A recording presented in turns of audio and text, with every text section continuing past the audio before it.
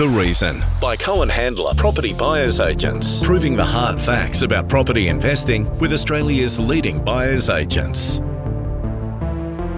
G'day everyone, how you going? Phil Tarrant here. I'm a co-host of The Reason. It's one of the highlights of my month, getting together with my other co-hosts on this show, do a bit of a deep dive into property, what's happening, and some of the factors which are shaping the way in which property investors are approaching buying property today. If you've been tuning into Smart Property Investment for many years, you'll know that I'm just a humble journalist trying to get by in life. I'm also a property investor, but I'm fortunate to have a very good network of people around me who do this for a living and are very capable. One of them is my co-host, Simon Cohen from Cohen Handler. Simon, how you going, mate? You well? Very well. Always good to be back in the studio, Phil. You're founder and managing director? Yeah. Managing director? Yep. Yeah.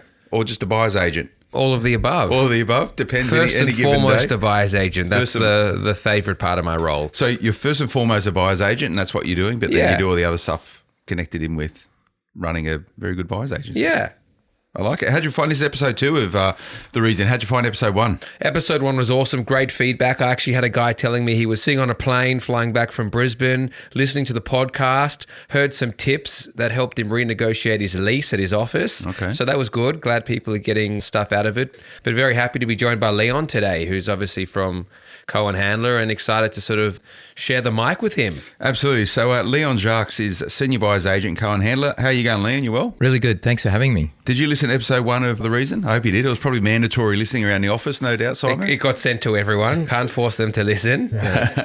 So we're going to have a chat today about some of your experience, Leon, navigating and supporting buyer's agents, how you work with Simon on Cohen Handler. I want to touch on emotional buying as a big theme today, and this is where people get carried away and buy the wrong stuff because they get emotionally connected with it. Now, before we do that, Simon, it's only episode 2, so some people this might be their first episode of The Reason. They've just found us, and welcome if that's you. Tell us a little bit about The Reason and why The Reason. The reason, I think, we sort of touched on it last time, but it's the reason why, why people come to us, why people buy property, the reason about what you should look for, what makes a good property, what makes a bad property, just the reasons why, everything around property and what makes it, the right investment. In property, you can go very right or very wrong. And hopefully out of this podcast, you're going to find the reasons why and how you can go very right. Very well summarised. Now, Leon, how long have you been with Simon working at Cohen Handler? Now about 3.5 years. Previously, I was a selling agent in Double Bay, had an office there for quite some time, and then changed over from the dark side of real estate to the light side of real estate. Is the light side better than the dark side? It's a lot more fun, yeah. And it's a career progression for a lot of agents now to move into becoming a buyer's agent. What do you find's been the best takeaways from you as a career as a selling agent to now move into a buyer's agent representing the buyer in a transaction rather than the actual vendor? I think it's really understanding what the selling agent's motivations are as well and getting inside their head, and also having dealt with vendors for so long, you understand the vendor's emotions, the vendor's motivations, and we're able to use that when we're negotiating for our clients to get them the best deal. Yeah. It's a lot of psychology, isn't it? It's a hell of a lot. We're part-time psychologists for sure. 49% psychologists, 51% buyer's agents. Really? Are you good psychologists? Must do it well. I think we both, if we were tested, I'd say we'd both have PhDs in it. So this must be an interesting sort of point, Simon, and I want to talk about sort of people emotionally buying today, but I guess, if you are a part-time psychologist, 49% of the time you are actually working with people on their emotions, their perceptions, maybe their prejudices about particular things or buying in property, and you've got to help shape that. I would imagine that every single new buyer's agent in your business would spend some time with you before you say, yes, they're right for this organisation. How do you map EQ in a buyer's agent to see whether or not they've got the skills and capabilities to help navigate transactions outside of the nuts and bolts of dollars and cents on a contract? One, I think, you can tell pretty quickly if someone's a stable person and they're a sensible person, but I also think it comes down to whether they're an ethical person. A lot of our job, when you're guiding emotion, people get emotional and that's when they can make the wrong decision, and a lot of people will get excited about pushing them into a deal to make a fee.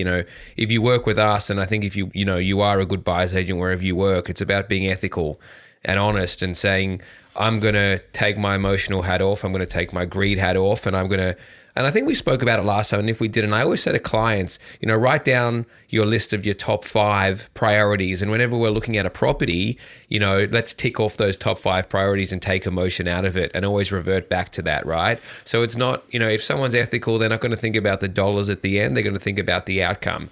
But there's 2 different types of buyer's agents. There's ones who specialize in investment and ones who specialize in house buying. And so, in investment, there can be no emotion whatsoever because, as you know, as a property investor, it comes down to dollars and cents. But when it's a house you're buying, there is emotion that does come into it. It's just about making sure you're still ticking those boxes. It's absolutely critical. And your business is 50-50? Yeah, we're about 50-50. I'd say so, yeah. What do you specialise in, Leon?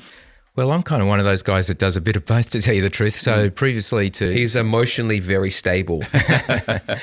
Yeah, look, previously I was purely investment. Since coming to Cohen Handler, I've been doing a lot more home buyers as well. So my portfolio of buyers at the moment probably leans more towards home buyers, but I've certainly got maybe 30% investors in my buy list at the And I moment. imagine that's the state of the market as well as what stocks on market. Well, that's where you it. operate. Yeah, as the market's changed recently again, and APRA have loosened, lending criteria, investors have come back into the market as well. So they're back out, and I've got a lot of previous investors coming back for second, thirds, fourth properties. And a big part of the reason is that over the course of this year, every single month, we're going to get together, myself and Simon, and we're going to get different guests coming to the studio, and each of them are going to have their own set of skills or their own view or perception towards property and investing in property. So it's mine and Simon's job to extract that great information out of them. And today, you're our first guest, Leon. It was just me and Simon first time around. So we really want to capitalise on all these years of experience that you've had as a selling agent and now as a buyer's agent. And just concentrating on this investor side of things, emotions must get really heated at a point in time in a market we are. And we're talking about Sydney and also the Melbourne markets where a lot of buyers, not a lot of stock on market. So a lot of people start getting desperate, frustrated of being at open homes or going to 20 auctions and missing out all the time. How do you start tempering those type of emotions when it's a difficult market like we're in right now? Yeah, you hit the nail on the head. Desperation does come often from looking for such a prolonged time, and sometimes people can make the wrong decisions. Look, I've always said to my clients, it's not about getting the job done quickly, it's about getting it done properly. And often we have to pull clients off properties that they really want to buy, but they're not the right property. So it's really explaining, getting down to the nuts and bolts for investors. It's really about showing the numbers to them, what performs better than another property. You've got to get a good understanding of what they're looking for, growth versus yield or both, where we can get it for them, and just showing what will perform better for their budget. And what do you think, what are the major risks when you're faced with emotional buy where, you are pressured, you actually make the decisions you probably shouldn't be making because of this emotional stuff? What's the worst that can happen? What's the best that can happen? Look, buying property, if you make a mistake in property, particularly if it's your first one, it can be very damaging to the rest of your portfolio. So if you're looking for good capital growth and you buy a property in a performing area and it doesn't grow, getting to that second property may never happen or will take a lot longer. So it's really about taking a deep breath, analysing everything, and then before we make a decision, doing all the data. And if we miss out, if price goes too high, we've got to be prepared to walk away.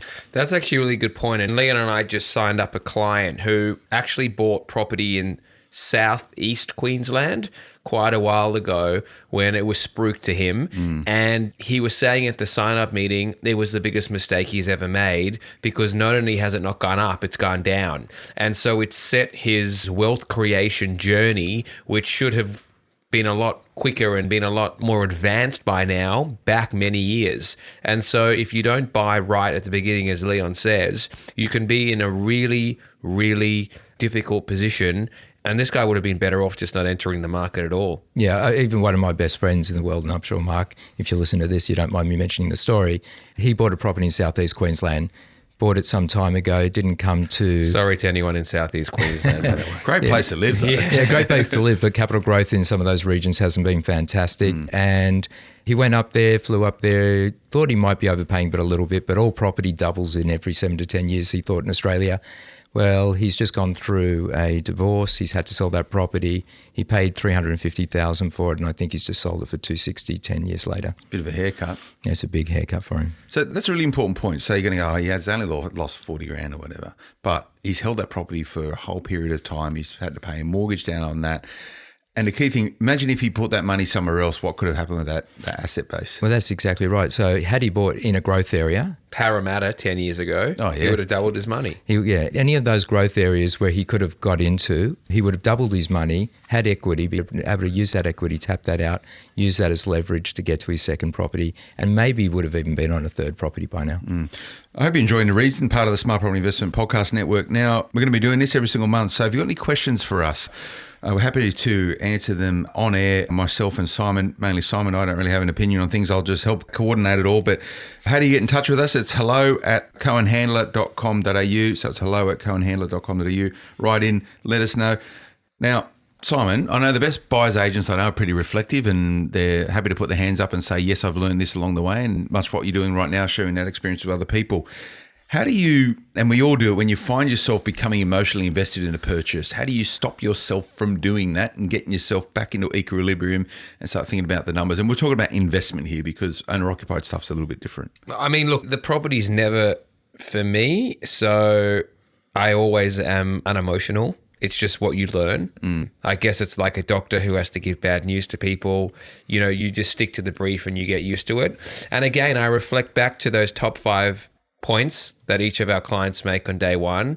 And I also reflect back to what makes a good investment and what makes a bad one. I think, you know, when you become a professional like any of us and you're giving someone advice, you need to always reflect on what advice you'd give yourself and your own family, and you got to be honest and give them that advice. I think emotion doesn't come into anything when you're buying an investment. It just comes down to whether it ticks boxes.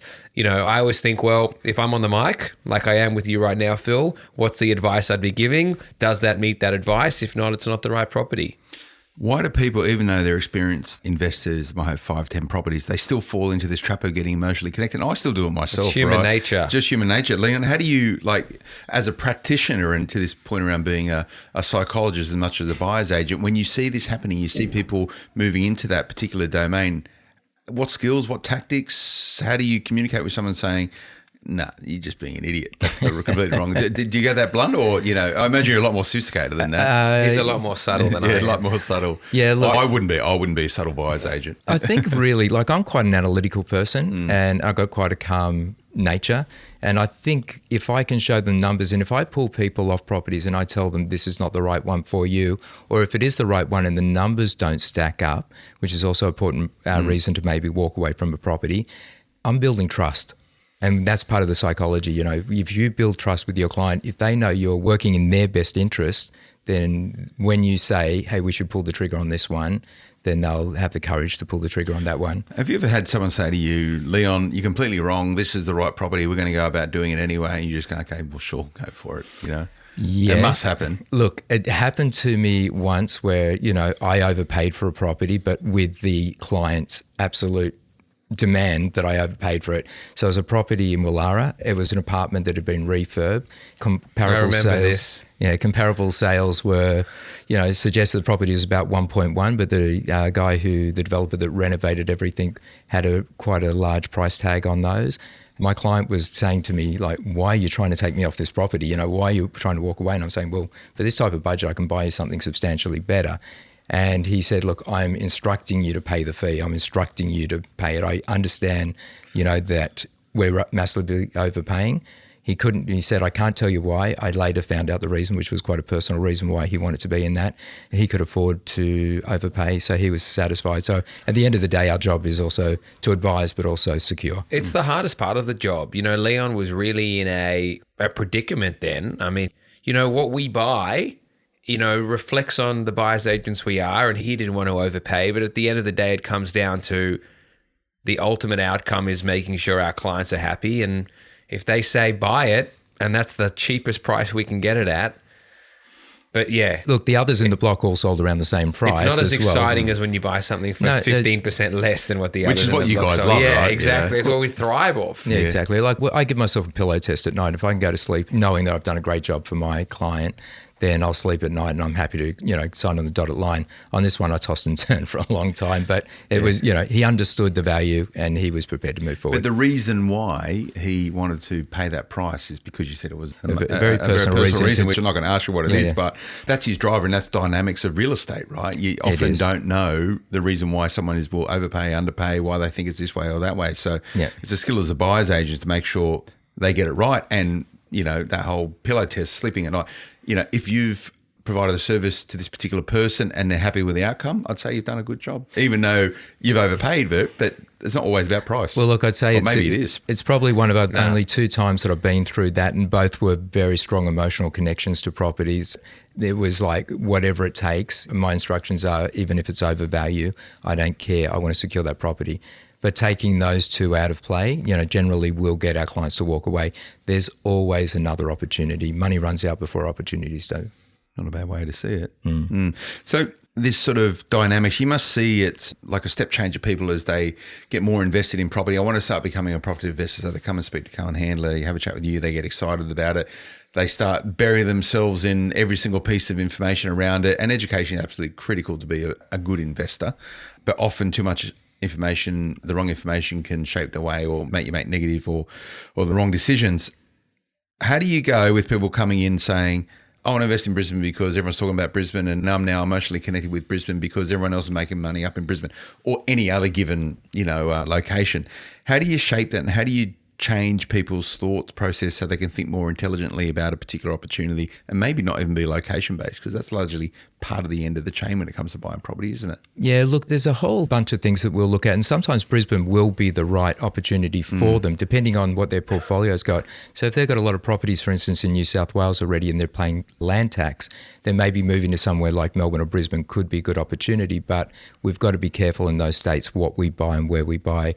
They're not as forgiving for capital growth as Sydney would be for area. So I'd sit down with them and I'd look at the numbers, understand the motivation, the reasons behind, see if there's better opportunities presenting themselves in Sydney, and if not, we'd guide them to our teams in Melbourne or Brisbane to buy. I think it comes down to price, risk, and whether they want yield or long-term capital growth. And only after finding out those 3 things, you can really ascertain where they should buy. And it's your job as buyers agents to extract that information. Yeah, from the we have investor. offices in all states, so it's not about spruiking a certain area or anything like that. It's about getting you the best possible outcome for your budget and your risk factor. It's a really interesting dichotomy, the whole emotional buying and using information that helps shapes your personal investment into a process, and that is buying property. And I think everyone needs to have that. It's got to be a reason why you're investing in property. For most people, it's about wealth creation, or they want to, or whatever. They want a nice retirement. And that's typically the reason why. Some people just absolutely love doing it, but the end product The is Australian dream. the great Australian dream. Yeah. Everyone wants to own property so they can have better retirement. But how does that narrative, that internal narrative that a lot of people have, sort of narrow down where and how you search for property? Now, a lot of people think researching property is sitting on Domain and realestate.com when they're watching Married at First Sight, right? Spending 2-3 hours a night looking at properties on Domain and realestate.com.au, and that's them being a researcher or a property investor. People waste so much time doing that, don't they? Yeah, mind you, I sit back at Married at First Sight and, I'm looking for what I'm going to see the next day as well. Yeah. But As dark secrets are coming out. Here Exactly, we go. yeah. Well, it's my guilty pleasure. But look, at the end of the day, it's a hell of a lot more than that. It's looking at long-term historical growth factors. What are the drivers that will keep that capital growth going there year on year, decade after decade? It's just making sure that they're there. We want to be in the right streets and the right suburbs where, capital growth is consistently done well over long periods of time. So how much emotion do you actually need in the process of buying property versus no emotion whatsoever? And this is to Simon, and you said you don't have a lot of emotion, but you've got a lot of EQ. So you need to be invested in something, and you need to be emotionally invested in something. But how do you use investment that properties for good? Zero emotion. In primary residence, you do need some emotion because you have to put yourself in the heads of your clients. If they're a young family, you need to be able to see them living there. You need to be able to see the kids playing in the garden, swimming in the pool. If it's a downsizer, you need to be able to see them sitting on the balcony looking at the view. I mean, I'm fortunate where I get to work with a lot of people who have very high budgets, and I think I put myself in the perspective that, how proud they must be to have worked to be able to get to a position where they're so fortunate to be able to buy their dream property. And I think you have to be able to understand and respect that. So you are helping people ultimately get what they've worked their entire life for. And so, you definitely do need to have emotion. You definitely do need to, be able to get inside people's heads and understand it. But you also need to be able to know that if it's not the right property at the right price, next.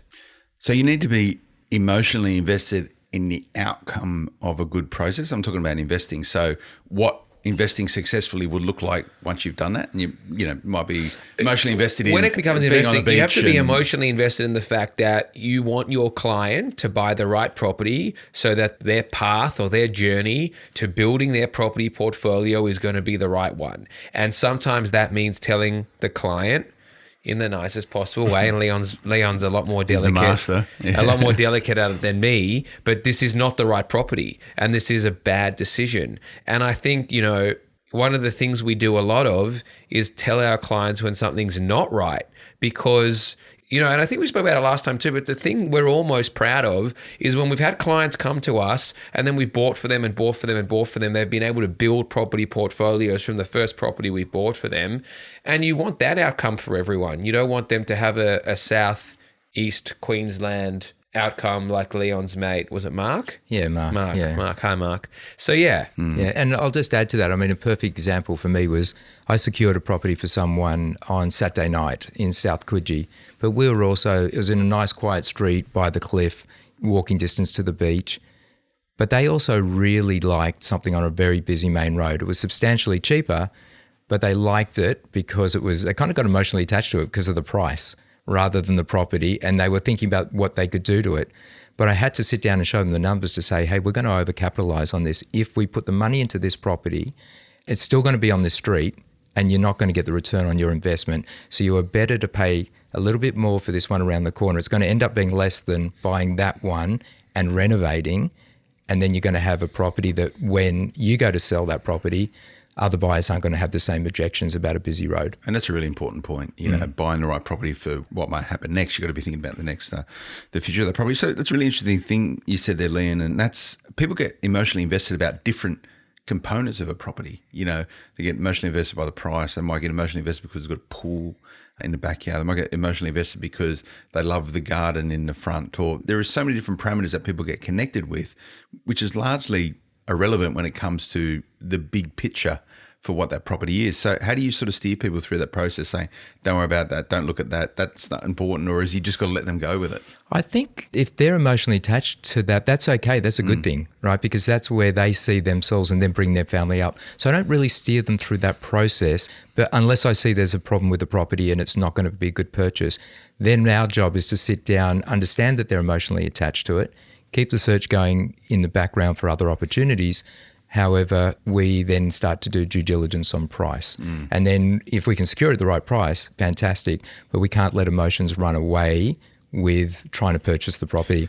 Do you think when people get emotionally connected with the property, investors or owner-occupiers, they just put blinkers on and everything just pales in their significance because they're so focused, they get a bias in a particular way, or tunnel vision, if you want to call it? Some do. They're very different types of people. So you've got, for instance, engineers. Engineers can suffer from analysis paralysis by overanalyzing everything, and you get others that fall in love with pretty much every property that they walk into. So it's really understanding the motivations of each person that you work with, and then just still guiding them through that process and holding their hands. And imagine, and Simon, you've probably seen a lot of this as well, you want this whole balance between the emotions or the outcome of a purchase and what it means and how it might amplify people's lives. How do you want people to be connected emotionally with the reason for investing in property, but not too emotionally connected so it is detrimental to getting the right outcome? It's a really fine line. Yeah, look, buying property can be a game of poker at times, and we sometimes can't let the agents know what cards we're holding. The pure emotions where people push and push and push to secure that property. So our job is to kind of hold back that emotion visibly to the agents. I mean, I've had a situation with a client that Simon and I were working on together where I showed them a great off-market property in Elizabeth Bay. He loved it. She hated it. He rang me that evening and said to me, you've got to do whatever you can to get her to fall in love with this property. This is the greatest property I've ever seen. You've got to turn her into a buyer on this property. She just cannot see the value. While I'm on the phone to him from another room, she's calling me. I hung up from him. I picked up her phone and I just said, she rings me up and she says, you got to get him off this property. I hate it. It's just got no energy. I don't like it. And I just said to her, look, at the end of the day, if you don't love it, history's always told me that if the woman or the wife or partner doesn't like the property, we're never going to buy it. But we had to walk away. But it was really managing both people's expectations. How'd you manage it back with him? We walked away. Yeah. Yeah. But we found something that they both loved, and it was an off-market one, and we had about a 2-week negotiation on that, but we got to a price where everyone was happy. You've just made a really important point. Part of the reasons why I use buyer's agents for securing my property is that you can buttress all the emotions out of whether it's, a person's partnership, a couple, whatever it is, relationship with that property, and you can be the person that negotiates it without emotion or any real bias other than getting the outcome for the person. That's why I use a buyer's agent. But also for people who might have conflicting ideas, is that co-investing, you can be a real source of dispute resolution and conflict resolution, right? As part of it. Absolutely. Sometimes we're marriage counsellors. That's a great point. When you get how many marriages have you guys broken up? Emotion just gets a little cray-cray. How often, and investing, so providing a service to a partnership, so two people, irrespective of whatever that looks like, how often is there an alignment between those two people? Or is it typically you think that there is a bit of a disconnection with what they want, and the big part of the process is actually understanding that, because only then you can buy effectively? Yeah, I think when we have the initial meeting, I always like both partners there, and I ask the questions and I listen to both people to see if they are aligned. When there's a non-alignment between the two, it does make buying very difficult. Sometimes it can be a non-alliance on budget. Sometimes it can be on type of property and location. So it's really about trying to get them to agree, focus on a strategy and a plan, and on a property, at a location, a budget, all those type of things where they both align, and then we've got the opportunity to buy. If we don't get there, we'll never secure them. So you've got to get that right to start with. Don't even start looking at stuff until you get consensus. Absolutely. Or is it not a consensus, or is it compromise, or is it? There can be some compromises, at times. And there's always got to be compromises. People have different tastes in architecture, in style, in where they want to live. A wife has a desire to be near the school. A husband has a desire to be near work. There's so many different factors that come into it. It's about being a good buyer's agent who can actually marry them all together and get an outcome everyone's happy with. So is it easier to negotiate with the agent than what it is for the people buying in unison? Maybe sometimes. It depends on the agent, the relationship, and then the client too. So you can be managing all things at the same time.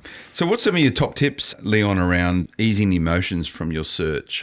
And this is you as a buyer's agent, but people who don't use a buyer's agent who are out there doing themselves. How do you get rid of the emotion at the front end so you can actually look at particular opportunities, particular areas, particular suburbs, particular houses without real bias or agenda? Yeah, look, I think the answer would be the same for investors as it is for homeowners. And that would be, before you ever sign on a dotted line, go out and do your work, go to the opens, walk through the properties, ask the agent, the guide, but write down a number on the brochure that you get that you think that property's worth. And after time, if you're starting to get those numbers right or get very close consistently, then you're getting an understanding of the value of the market. Then once you've found the property that you like, that you're emotionally attached to, then you can still keep the budgetary restrictions in place around value of that property. So you can still use your emotion to fall in love with the property, but then you use your common sense on what you'll pay. It's a difficult process. It's a long, tiring process, yeah. Look, it's quicker for some than others. You might have to see hundreds of properties over a long period of time while the market is moving, and adjust your expectations along the way. And that's a critical point, because if you started looking at property yesterday, and let's just say there's a window of 2 months for when you might secure something, 3 months, depending on what's going on, the market we're in right now is going to look very, very different then.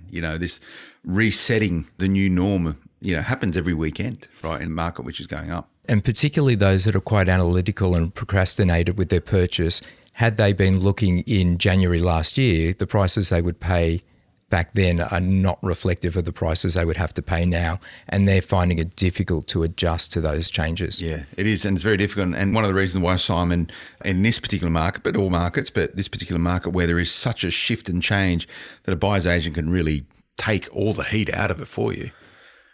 They can do that and many, many, many, many, many other things, Phil. Removing the emotion in particular. Removing the emotion. It's really good. I like it. It's funny, I haven't really thought too much about it. Everyone always anecdotally says the best investors don't have any emotion, but you have to have emotion. You've got to be emotionally connected with the outcome in order to be disemotional, if that's a word, in the process. We just have to be emotional that, we want to get our clients the right outcome. That's a good thing. Yep. Great thing. It's good. Leon, I've really enjoyed you coming and having a chat. And thank you, Phil. Welcome to the light side rather than those real estate agents out there doing stuff. Have you always sold in out in the eastern suburbs area? My office was in Double Bay, although I did sell like Lower North Shore and Inner West a little bit as well, and I still buy in those areas a little bit, but most of my buyers would probably be eastern suburbs and Inner West. Okay, great. Well, really nice to connect, and make sure you stay in touch, and really appreciate you coming on and sharing your experience on The Reason. Thanks for having me. Nice one. Simon, thanks again, mate. It's always a pleasure coming in. I really enjoy it. Website. What is your website? cohenhandler.com.au. Okay, go there. There's heaps of stuff. Check out what you do and how you do it. And podcasts, blogs, info, everything. All and sundry. Beautiful photos. There's plenty to look at. Is that photos of your team or of properties or whatever? Both. Okay. You can send an email to hello@cohenhandler.com.au about which you prefer. Brilliant. Let's do that. So if anyone wants to get in touch about absolutely anything, whether it's the podcast or what you do or how you see the world, hello@cohenhandler.com.au is the place to be. That's the one. Social media, where are you on social? Cohen Handler on Instagram, Facebook. All and sundry. We're out there. Okay. You can't miss us. Good. Well, thanks for coming in, guys. I do appreciate it. Remember, I hope you're enjoying this is episode 2 of The Reason. Go back, listen to episode 1. Check it out, where we really gave a grounding for what we're going to be achieving over 2020 with The Reason, part of the Smart Property Investment Podcast Network. We'll be back again next time. Until then, bye-bye.